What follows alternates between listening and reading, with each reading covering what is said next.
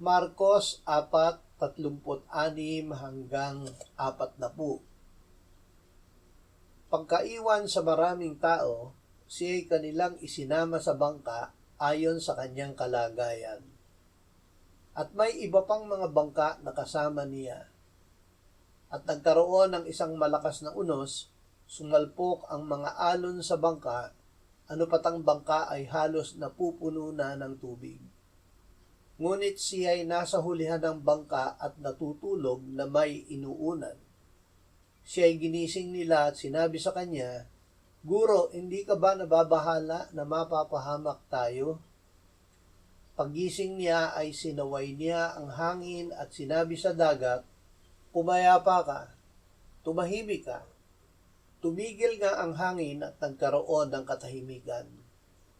Sinabi niya sa kanila, "Bakit kayo natakot? Wala ba kayong pananampalataya?" Manampalataya na kasama si Jesus. Ang mga alagad ay natakot sa gitna ng unos. Kasama nila si Jesus, ngunit hindi sila nanampalataya na siya ay may kapangyarihang magpatigil ng unos.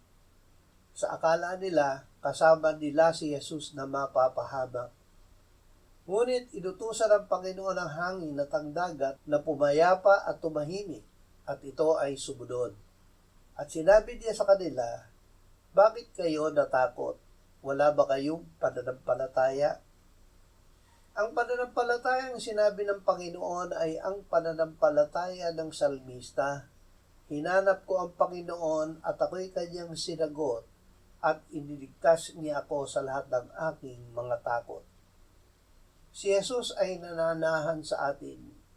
Hindi tayo binigyan ng Diyos ng espiritu ng kaduwagan, kundi ng espiritu ng kapangyarihan, ng pag-ibig at ng pagpipigil sa sarili.